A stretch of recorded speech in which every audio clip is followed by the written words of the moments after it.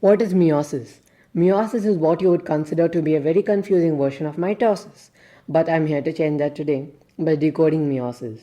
Meiosis is a type of cell division that occurs in sex cells, or otherwise known as gametes, while mitosis, on the other hand, occurs in somatic cells, which are all the cells except sex cells.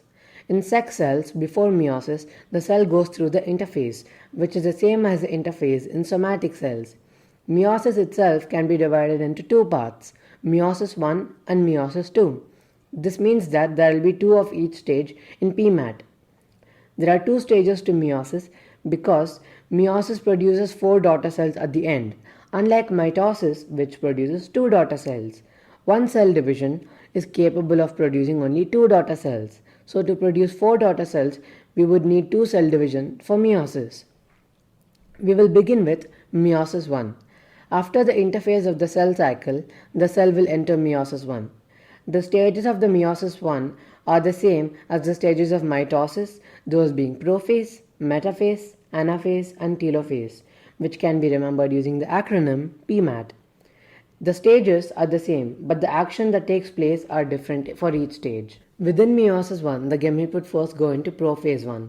In prophase 1, the copied chromosomes finish condensing into X-shaped structures. Here, each chromosome is composed of 2 sister chromatids that are the exact copy of each other. They are the exact copies because one of the 2 sister chromatids was just created during the synthesis phase. Now, we will have 46 chromosomes or 92 chromatids. In these 46 chromosomes, there are 23 homologous pairs. To understand this better, let's take a look at the human karyotype. Consider this karyotype to be a showcase of all the chromosomes before replication. That basically means that the DNA has been condensed into chromosomes but has not yet been replicated.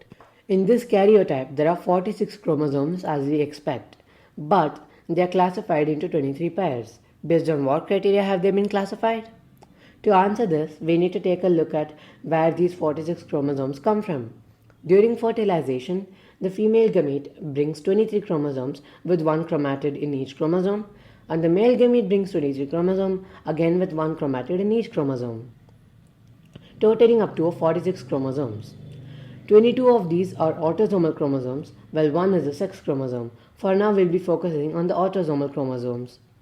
Just because the number 23 is half of 46, you cannot assume that the female brings half of the genetic material and the male brings the other half of the genetic material. The female and the male both bring the genetic information for all parts and cells of the human body.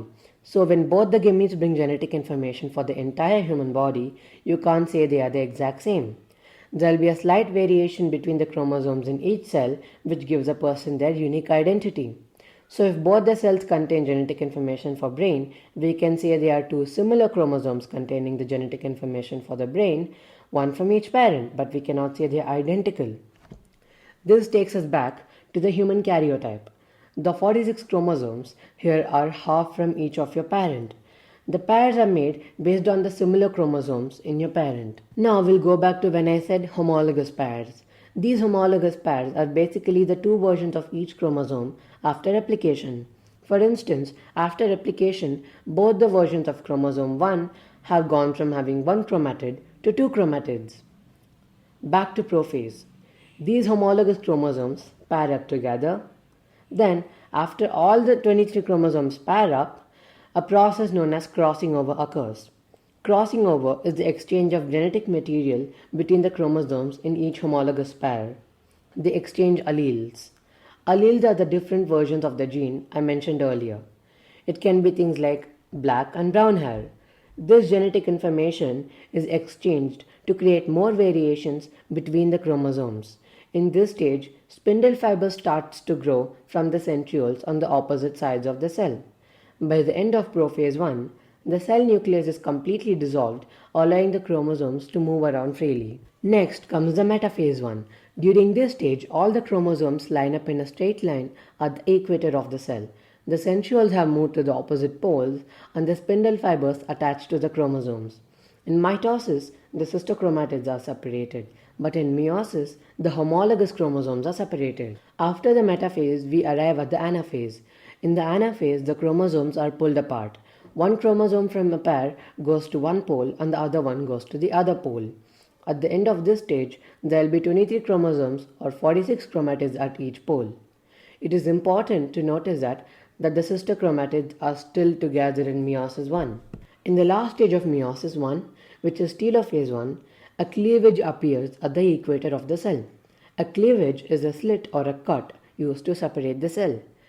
A nuclear membrane starts to form around the chromosomes at each of the poles. After meiosis 1 occurs cytokinesis. Cytokinesis is the same in all kinds of cell divisions. During cytokinesis, the cell cleavage grows larger, causing the cell to pinch at the middle and separate into two identical haploid daughter cells. Yes, these cells are non-identical because of two main reasons. One, because the similar but not identical pairs of chromosomes have been separated, which means the genetic information in the two cells won't be the same. And the other reason is due to crossing over. Crossing over creates more variations among the chromosomes, causing them to become non-identical. This is the end of meiosis 1. Now we take a look at meiosis 2. Meiosis 2 also has the 4 stages of PMAT. There is one important thing to remember here, and that is that there is no interphase between meiosis 1 and meiosis 2, which means the chromosomes that are created as a result of meiosis 1 in the two daughter cells are not replicated before meiosis 2. In meiosis 2, first comes prophase 2. In prophase 2, the spindle fibers begin to appear from the centrioles of the cell, and the cell nuclear membrane begins to dissolve. In metaphase 2, all the chromosomes line up in a straight line at the equator of the cell. The centrioles move to the opposite poles of the cell. The spindle fibers from the centrioles attach to the sister chromatids. Each chromosome here has 2 sister chromatids, and one spindle fiber from each pole attaches to one sister chromatid, which is similar to mitosis. In Anaphase 2, these sister chromatids are separated by the spindle fibers and are moved to the opposite poles of the cell. These sister chromatids now are chromosomes with a single chromatid in them. At the end of this stage, there will be 23 chromosomes at each pole of the cell. Moving on, in telophase 2, a cleavage forms at the equator of the cell, and a nuclear membrane begins to appear around the 2 sets of chromosomes at each pole.